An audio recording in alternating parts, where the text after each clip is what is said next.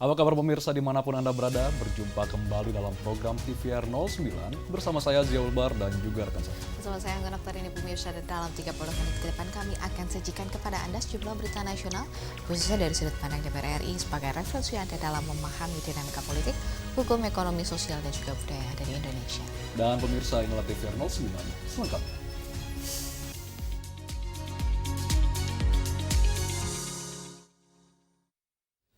Pada pertemuan delegasi Korea Indonesia Parliamentary Friendship Group, BKSP DPR RI soroti isu perlindungan pekerja migran Indonesia hingga penguatan ekonomi mikro, serta tegaskan pentingnya kesetaraan hak bagi puluhan ribu warga negara Indonesia yang bekerja di negeri gingseng tersebut. Pada pertemuan delegasi Korea Indonesia Parliamentary Friendship Group di ruang delegasi Kompleks Parlemen Senayan, Jakarta, Badan Kerjasama Antar Parlemen DPR RI menyoroti isu perlindungan pekerja migran Indonesia hingga penguatan ekonomi mikro. Indonesia menegaskan pentingnya kesetaraan hak bagi puluhan ribu warga Indonesia yang bekerja di negeri ginseng tersebut. Pertemuan yang dikemas dalam agenda Friendly Talk tersebut dihadiri Wakil Ketua BKSAP serta anggota Grup Kerjasama Bilateral Indonesia-Korea Selatan dengan delegasi Parlemen Korea Selatan. Sejumlah isu strategis menjadi pembahasan, mulai dari ketenagakerjaan, perdagangan, hingga peluang kerjasama bilateral lainnya. Anggota GKSB Indonesia Korea Selatan Abraham Srijaya menyampaikan jumlah pekerja migran Indonesia di Korea Selatan saat ini mencapai sekitar 60.000 orang. Angka tersebut bahkan mengalami peningkatan sekitar 11.000 pekerja pada tahun lalu. Untuk itu, DPR RI meminta dukungan Parlemen Korea Selatan agar memastikan adanya regulasi yang mampu memberikan perlindungan optimal dan fasilitas yang setara dengan pekerja lokal bagi PMI yang bekerja di negara tersebut. Jadi kami minta kepada pihak Parlemen Korea untuk memberikan aturan yang memberikan perlindungan terhadap PMI kita. Nah, tadi disampaikan oleh presidennya bahwa aturan PMI yang ada di Korea itu sama persis dengan aturan pekerja yang warga negara Korea. Jadi diberikan perlindungan sama, aturan yang sama.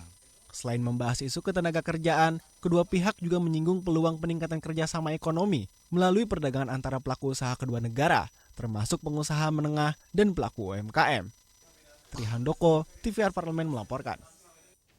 Pemirsa, Badan Akuntabilitas Keuangan Negara DPR RI apresiasi langkah pemerintah provinsi atau Pemprov Jawa Barat dalam memperkuat transparansi pengelolaan APBD. Badan Akuntabilitas Keuangan Negara atau BAKN DPR RI mengapresiasi langkah pemerintah provinsi atau Pemprov Jawa Barat dalam memperkuat transparansi pengelolaan APBD. Pemprov Jawa Barat dinilai berhasil membangun tata kelola anggaran yang lebih efektif, akuntabel, serta efisien. Meski demikian, sejumlah catatan seperti pengelolaan Bandara Kertajati masih menjadi perhatian serius. Wakil Ketua BAKN DPR RI, Andi Ahmad Dara, menilai adanya perubahan positif dalam pola pengelolaan pemerintahan di Jawa Barat. Pola kerja yang lebih terbuka ini diharapkan bisa menjadi contoh bagi pemerintah daerah lain dalam mengelola anggaran negara maupun daerah. Yang mungkin perlu menjadi satu catatan, transparansi ini yang dilakukan oleh Pak Deddy Mulyadi. Dan ini kalau bisa diketuk tular kepada pemerintahan daerah yang lainnya. Tentunya ini merupakan satu budaya yang akan berdampak positif ya, terhadap penggunaan anggaran daripada APBN dan APBD kita. Di sisi lain, Wakil Ketua BAKN DPR RI Herman Hairon menyoroti persoalan operasional Bandara Internasional Jawa Barat Kertajati. Saat ini, BIJB masih dikelola Pemprov Jawa Barat dan membebani anggaran daerah hingga ratusan miliar rupiah setiap tahunnya. Bagaimana nanti dipercepat untuk operasionalnya dipindahkan dulu ke Angkasa Pura, supaya beban operasionalnya bisa berkurang dulu. Dari Jawa Barat, Andini Putri, TVR Parlemen melaporkan. Agresi militer Israel di Gaza dan tepi barat terus menimbulkan krisis kemanusiaan. Lantas bagaimana sikap DPR RI terhadap persoalan ini? Informasi selengkapnya jangan kemana-mana, tetap bersama kami di TVR 09.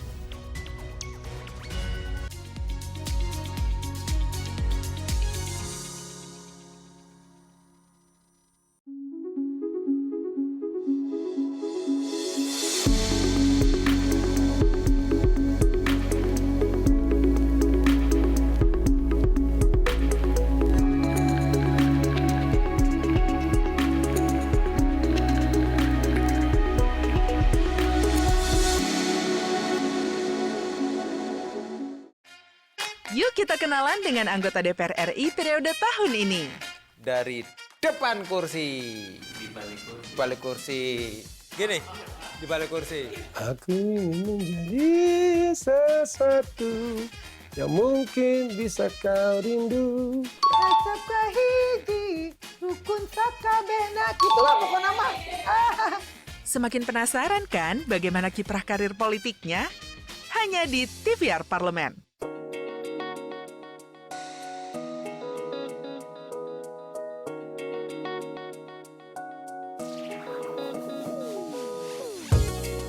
Kehadiran mereka tidak hanya mewakili suara perempuan, tetapi juga membawa perspektif yang beragam serta pengalaman hidup yang unik ke dalam proses pembuatan kebijakan. Saksikan Perempuan Parlemen hanya di TVR Parlemen.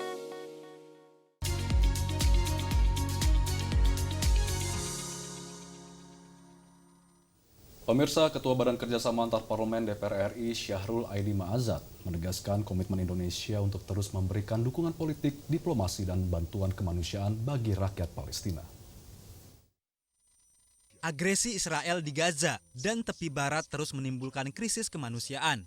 Ketua Badan Kerjasama Antar Parlemen atau BKSAP DPR RI, Syahrul Aidi Ma'azat, menegaskan komitmen Indonesia untuk terus memberikan dukungan politik, diplomasi, dan bantuan kemanusiaan bagi rakyat Palestina.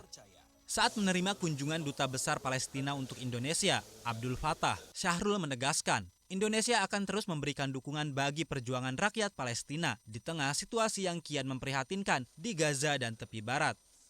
Syahrul juga menyebut solidaritas terhadap Palestina datang dari berbagai elemen masyarakat, di mana lebih dari 120 organisasi di tanah air saat ini aktif menyalurkan bantuan kemanusiaan bagi rakyat Palestina.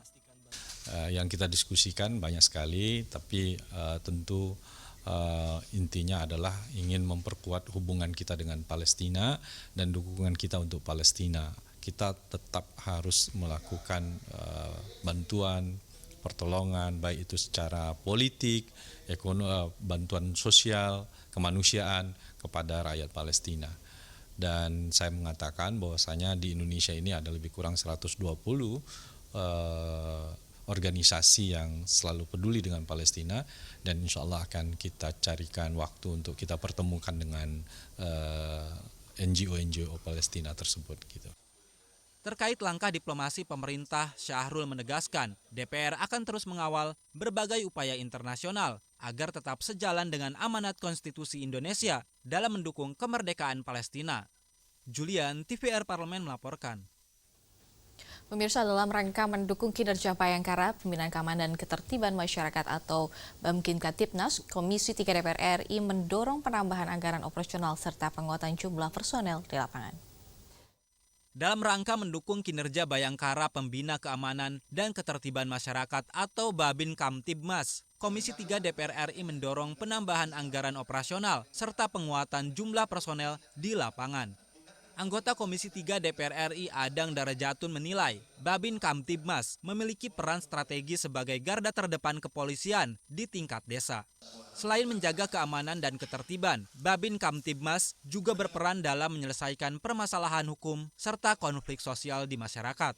Adang menambahkan, sebagai petugas Polri yang langsung bersentuhan dengan masyarakat, BABIN-Kamtibmas masih menghadapi tantangan dalam pelaksanaan tugasnya akibat keterbatasan personel di daerah. Ya, kalau untuk saya kembali lagi ya, karena saya juga sering hadir di daerah-daerah pemilihan, ini terus terang saja dengan komposisi jumlah anggota BIMAS di RT, RW maupun di kampung-kampung itu terus dirasakan terus terang masih sangat kurang. Jelas tadi hampir seluruh anggota Komisi 3 mengharapkan bahwa anggaran untuk peningkatan jumlah anggota BIMAS itu untuk bisa ditingkatkan anggaran. Karena itu kan menyangkut masalah, tadi kan menarik kan, bahwa satu personil untuk daerah-daerah yang cukup jauh atau mungkin tidak dekat dengan kota kan diperlukan motor. Kedepan, Polri diharapkan dapat mengoptimalkan fungsi pembinaan masyarakat melalui pemenuhan rasio satu desa, satu BABIN-Kamtibmas yang tidak hanya fokus pada kuantitas, tapi juga kualitas personelnya. Afif dan Kristio, TVR Parlemen melaporkan. Di balik potensi Kalimantan Timur yang menjadi salah satu wilayah yang memiliki potensi sumber daya tambang besar di Indonesia, praktik pertambangan ilegal masih menjadi permasalahan serius yang merugikan negara dan berdampak pada kerusakan lingkungan. Di balik potensi Kalimantan Timur yang menjadi salah satu wilayah yang memiliki potensi sumber daya tambang besar di Indonesia, praktik pertambangan ilegal masih menjadi permasalahan serius yang merugikan negara dan berdampak pada kerusakan lingkungan. Anggota Komisi 3 DPR RI Iwayan Sudirta menekankan pentingnya penanganan tegas terhadap aktivitas tambang tanpa izin, terutama di wilayah Kalimantan Timur. Pemerintah dalam hal ini kepolisian harus memperkuat pengawasan, terutama di wilayah rawan penambangan ilegal, termasuk di sekitar proyek strategis nasional Ibu Kota Nusantara. Kita berharap jika benar ada penindakan yang lebih maksimal, hasilnya juga harus ditampilkan karena cukup lama tambang ilegal ini seolah-olah kebal hukum penambang ilegal itu. Sudah lama mereka nggak tersentuh karena di belakang tambang ilegal itu ada backing yang sangat kuat. Wayan menambahkan keterbukaan data penindakan juga penting agar masyarakat dapat memantau keseriusan negara dalam memberantas praktik pertambangan ilegal. Diharapkan penegakan hukum terhadap tambang ilegal di Kaltim dapat dilakukan secara konsisten dan transparan, sehingga sumber daya alam dapat dikelola secara legal dan memberikan manfaat maksimal bagi negara serta masyarakat. Sepanjang tahun 2025, Direskrimsus Polda Kaltim telah mengungkap sedikitnya 15 kasus tambang ilegal dan menetapkan 17 orang sebagai tersangka. Aktivitas pertambangan ilegal ini banyak ditemukan di sejumlah daerah rawan, di antaranya Kabupaten Kutai Kartanegara, Kutai Barat, dan Pasir, yang selama ini menjadi lokasi utama penambangan batu bara maupun emas ilegal. Dari Balikpapan, Kalimantan Timur, Sigit Rilo, TVR Parlemen melaporkan. Kemandirian bangsa harus dimulai dari pemenuhan kebutuhan dasar yang bersumber dari kekuatan dalam negeri. Tekanan terhadap ketergantungan impor garam bukan semata persoalan ekonomi, melainkan bagian dari upaya menjaga kedaulatan pangan nasional. Informasi selengkapnya sesaat lagi, tetaplah di TVR 09.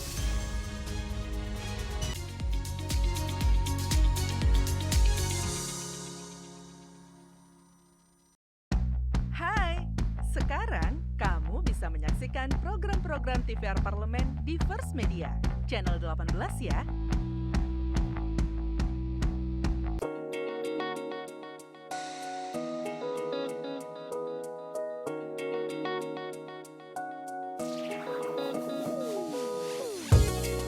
Kehadiran mereka tidak hanya mewakili suara perempuan, tetapi juga membawa perspektif yang beragam serta pengalaman hidup yang unik ke dalam proses pembuatan kebijakan. Saksikan Perempuan Parlemen hanya di TVR Parlemen.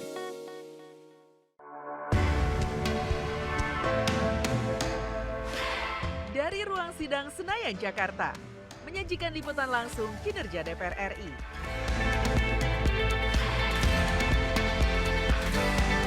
Dialog mendalam, investigasi, dan profil wakil rakyat. TVR Parlemen kini hadir 24 jam.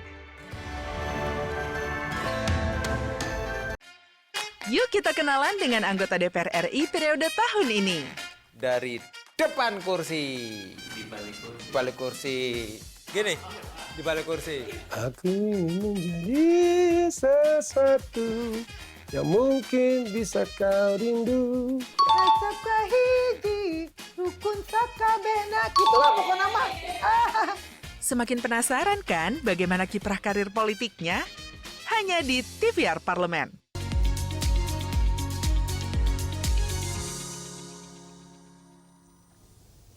DPR RI memandang swasembada garam sebagai ikhtiar bersama yang menuntut keberpihakan nyata kepada petambak, penguat teknologi, serta tata niaga adil. Dengan langkah terukur dan komitmen berkelanjutan, Indonesia diyakini mampu berdiri tegak sebagai bangsa maritim yang berdaulat dan mandiri. Kita akan simak liputan mendalam yang telah dikemas tim redaksi TVR Parlemen dalam segmen editorial Parlemen berikut ini.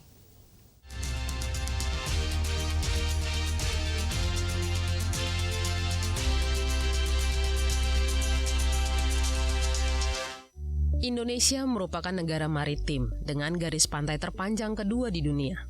Namun ironisnya, kebutuhan garam nasional hingga kini masih bergantung pada impor. Kementerian Kelautan dan Perikanan memprediksi produksi garam nasional pada tahun 2026 berada di kisaran 1 juta ton. Sementara kebutuhan dalam negeri mencapai 4,5 hingga 5 juta ton per tahun, baik untuk konsumsi maupun industri. Kekurangan tersebut selama ini ditutup melalui impor. Kondisi ini menjadi perhatian serius Komisi 4 DPR RI. Dalam kunjungan kerja dan rapat bersama PT Garam, para anggota Dewan menegaskan pentingnya langkah strategis untuk meningkatkan produksi nasional dan mewujudkan swasembada garam. Wakil Ketua Komisi 4 DPR RI, Pangga Susanto menekankan, upaya swasembada garam harus diawali dengan pemetaan kebutuhan yang jelas dan terukur. Menurutnya, perencanaan produksi tidak boleh bersifat umum, tetapi harus memiliki target spesifik dan tahapan yang realistis. Pangga menegaskan penentuan prioritas menjadi kunci. Apakah swasembada difokuskan terlebih dulu pada garam konsumsi atau pada kebutuhan industri? Produksi garam konsumsi, menurutnya, perlu distabilkan sebelum diperluas ke segmen lainnya. Tanpa perencanaan yang rinci dan dukungan kebijakan yang konsisten, target pengurangan impor akan sulit tercapai secara berkelanjutan. Minta supaya pemetaan ini dibikin dan target pemenuhannya seperti apa, itu intinya. Jangan ngomong secara global, nggak detail gitu. Mana target yang akan diswasembadakan? Apakah garam konsumsi dulu? Karena garam konsumsi juga punya persoalan, produksinya belum stabil. Jadi harus distabilkan dulu produksinya, baru distabilkan produksi garam aneka pangan. Hal senada disampaikan anggota Komisi 4 DPR RI Firman Subagio. Ia menilai peningkatan produksi tidak cukup hanya dengan perluasan lahan, tetapi juga harus melalui intensifikasi berbasis teknologi. Firman mendorong pemanfaatan teknologi modern, seperti yang diterapkan di negara-negara maju, agar proses produksi lebih efisien dan bernilai tambah. Menurutnya, inovasi dapat mempersingkat rantai produksi, meningkatkan kualitas, sekaligus menekan biaya. Jangan kita bicara tentang ekstensifikasi, tapi intensifikasi teknologi. Kalau yang NHCl-nya kurang, itu bagaimana meningkatkan dengan menggunakan teknologi seperti negara-negara maju. Oleh karena itu, untuk memotong mata rantai, karena garam ini dibuatkan dari air laut. Kenapa enggak bikin menggunakan teknologi? Apa bentuknya teknologi itu nanti? Garam laut itu langsung diolah menjadi garam konsumsi. Jadi tidak mulai berproses, dikeringkan lagi, dicairkan lagi. Ini kan muter. Selain peningkatan produksi, PT Garam juga diharapkan mampu menciptakan sistem pasar yang lebih sehat dan menjaga stabilitas harga di tingkat petani. Kesejahteraan petani garam menjadi bagian penting dalam ekosistem pergaraman nasional. Komitmen menuju swasembada semakin diperkuat dengan terbitnya Peraturan Presiden Nomor 17 Tahun 2025 tentang percepatan pergaraman nasional. Kebijakan tersebut menjadi payung hukum untuk mempercepat peningkatan produksi, memperbaiki tata kelola, serta memperkuat peran BUMN di sektor garam.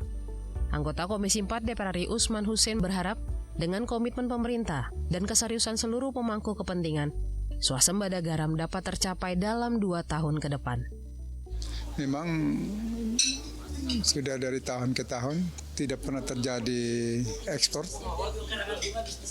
sehingga kali ini dengan pemerintah keluarkannya Kepres, yaitu tentang swasembada garam, mudah-mudahan ke depan yaitu kembali pada niat tulus daripada PT Garam dan Kementerian KKP. Komisi 4 DPR RI menekankan peningkatan produksi, perbaikan manajemen, serta optimalisasi potensi tambak garam nasional harus berjalan seiring. Sinergi antara pemerintah, PT Garam, swasta, dan petani menjadi kunci keberhasilan. Dengan langkah terukur, dukungan regulasi, dan pemanfaatan teknologi, Indonesia diharapkan mampu memperkuat kedaulatan garam nasional, mengurangi impor, serta meningkatkan kesejahteraan petani. Swasembada garam bukan sekedar target produksi, melainkan bagian dari upaya memperkuat ketahanan pangan dan kemandirian bangsa. Dari Jawa Timur, Kristio Handoko, TVR Parlemen, melaporkan.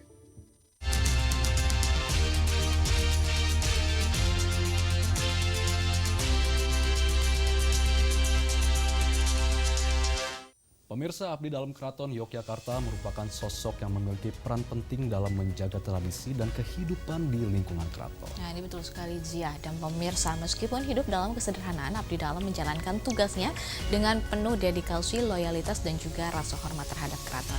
Di balik pengabdiannya terdapat beragam fakta menarik yang jarang diketahui, mulai dari proses pengangkatan hingga filosofi yang dijalani sehari-hari. Informasinya akan kami hadirkan sesaat lagi, tetaplah di TVR 09.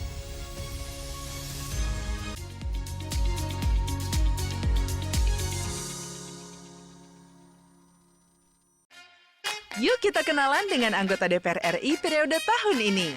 Dari depan kursi. Di balik kursi. Gini, di balik kursi. Aku ingin menjadi sesuatu yang mungkin bisa kau rindu. Acap kahiji, rukun sakabehna. Gitulah pokok nama. Semakin penasaran kan bagaimana kiprah karir politiknya? Hanya di TVR Parlemen.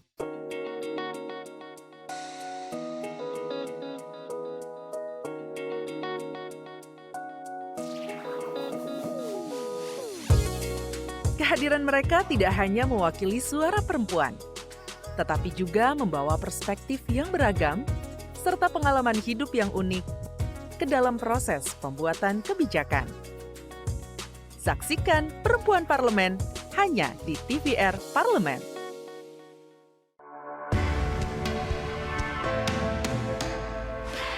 Dari ruang sidang Senayan, Jakarta, menyajikan liputan langsung kinerja DPR RI.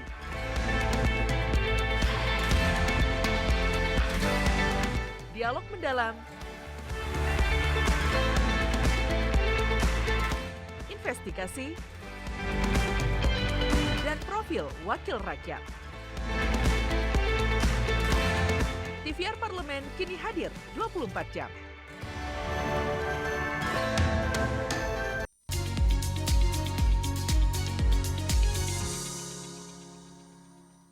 Anda kembali di TVR 09. Menjadi abdi dalam bukan sekedar pekerjaan, melainkan bentuk pengabdian yang dilandasi nilai keikhlasan dan juga ketulusan.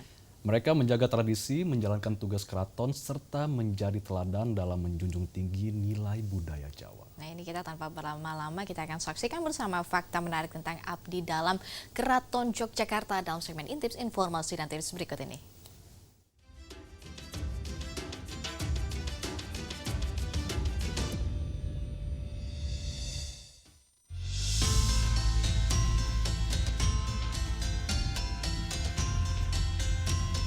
Keraton Yogyakarta bukan hanya sekedar destinasi wisata. Di balik tembok dan bangunannya, tersimpan nilai sejarah, budaya, dan filosofi kehidupan yang mendalam. Hari ini, kita akan mengulik fakta menarik Keraton Yogyakarta yang jarang diketahui. Lalu, apa saja fakta unik di balik Keraton Yogyakarta? Keraton bukan sekedar tempat wisata. Fakta menarik pertama yaitu Keraton Yogyakarta bukan sekadar tempat wisata. Hingga saat ini, keraton masih menjalankan fungsi budaya, tradisi, dan kehidupan kesultanan. Berbagai ritual, upacara, dan kegiatan adat masih terus dilakukan secara rutin. Fakta ini menjadi bukti bahwa keraton adalah warisan budaya yang masih hidup. Sultan sebagai raja sekaligus gubernur. Dari peran budaya tersebut, keistimewaan Yogyakarta juga terlihat dari sistem kepemimpinannya. Keistimewaan Yogyakarta terletak pada sistem pemerintahannya. Sultan Yogyakarta tidak hanya sebagai raja keraton, tetapi juga menjabat sebagai gubernur daerah istimewa Yogyakarta. Hal ini menjadikan Yogyakarta berbeda dari daerah lain di Indonesia. Arsitektur keraton penuh filosofi. Keistimewaan Keraton Yogyakarta tidak hanya terlihat dari sistem kepemimpinannya, tetapi juga dari setiap bangunan yang penuh filosofi. Setiap bagian keraton dibangun bukan tanpa makna. Tata letak keraton melambangkan perjalanan hidup manusia dari kelahiran, kehidupan, hingga kembali kepada Tuhan. Bahkan, arah bangunan keraton juga memiliki nilai spiritual. Abdi dalam mengabdi bukan untuk gaji. Di balik megahnya Keraton Yogyakarta, terdapat sosok yang setia menjaga tradisi, yaitu para abdi dalem. Abdi dalem adalah penjaga tradisi keraton. Mereka mengabdi bukan karena gaji, melainkan karena panggilan hati. Pengabdian ini dilandasi nilai kesetiaan, keikhlasan, dan penghormatan terhadap budaya. Ada aturan tidak tertulis. Untuk menjaga kehormatan dan nilai budaya, Keraton Yogyakarta memiliki aturan yang perlu diperhatikan. Saat memasuki keraton, ada aturan tidak tertulis yang harus dipatuhi, seperti berbicara sopan, bersikap tenang, dan menghormati tempat. Aturan ini menjaga kesakralan dan kehormatan keraton, sebuah pengingat bahwa keraton bukan sekedar tempat berfoto. Tradisi dan upacara masih aktif digelar. Selain dijaga melalui aturan, nilai budaya Keraton Yogyakarta juga terus hidup lewat berbagai tradisi dan upacara adat. Keraton Yogyakarta masih aktif menyelenggarakan upacara adat, seperti grebek mulut, grebek syawal, dan labuhan. Tradisi ini menjadi simbol hubungan manusia, alam, dan Tuhan. Tradisi inilah yang membuat keraton tetap relevan di era modern. Tidak semua area boleh diakses umum. Demi menjaga kesakralan dan keaslian keraton, tidak semua area dapat diakses oleh umum. Tidak semua bagian keraton dapat dimasuki pengunjung. Beberapa area bersifat sakral dan hanya digunakan untuk kepentingan tertentu. Hal ini menjaga nilai spiritual dan keaslian keraton. Keraton Yogyakarta bukan sekedar warisan sejarah. Di dalamnya hidup nilai, tradisi, dan filosofi kehidupan yang terus dijaga dari generasi ke generasi. Mulai dari kepemimpinan, arsitektur, pengabdian abdi dalem, hingga tradisi dan aturan yang menjaga kesakralannya. Keraton mengajarkan kita tentang keseimbangan antara manusia, budaya, alam, dan Tuhan. Dengan menghormati dan merawat keraton, kita tidak hanya menjaga sebuah bangunan, tetapi juga menjaga identitas, nilai, dan jiwa Yogyakarta.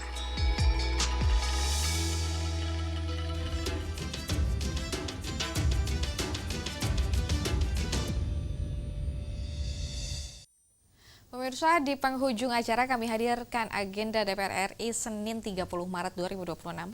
Pada pukul 10 waktu Indonesia Barat, Komisi 2 DPR RI menggelar rapat kerja dan rapat dengar pendapat dengan Menteri Dalam Negeri, Kepala BNPP, dan Kepala OIKN guna membahas program kerja Kementerian Dalam Negeri, BNPP, dan OIKN tahun 2026, serta membahas tindak lanjut hasil pemeriksaan BPK tahun 2025. Nah, sedangkan pada pukul 1 siang nanti, Komisi 2 DPR RI menggelar rapat dengar pendapat dengan Komisioner Komisi Pemilihan Umum Republik Indonesia, Komisioner Badan Pengawasan Pemilu Republik Indonesia, dan juga pimpinan Dewan Kehormatan Penyelenggaraan Pemilu guna membahas program kerja Komisi Pemilihan Umum, Badan Pengawasan Pemilu, dan juga Dewan Kehormatan Penyelenggaraan Pemilu tahun 2026 serta membahas tindak lanjut hasil pemeriksaan BPK di tahun 2025. Dan sejumlah agenda serta kegiatan DPR lainnya dapat Anda akses di website kami di tvrparlemen.dpr.go.id atau melalui kanal YouTube kami di TVR Parlemen. Baik pemirsa TVR Parlemen, demikianlah TVR 09 edisi pagi ini. Segenap kru TVR Parlemen yang bertugas mengucapkan terima kasih telah menyaksikan TVR 09 hari ini. Saya Agro Tarini dan juga rekan saya. Saya Jalbar, sampai jumpa di TVR 09 selanjutnya. TVR Parlemen, referensi Indonesia.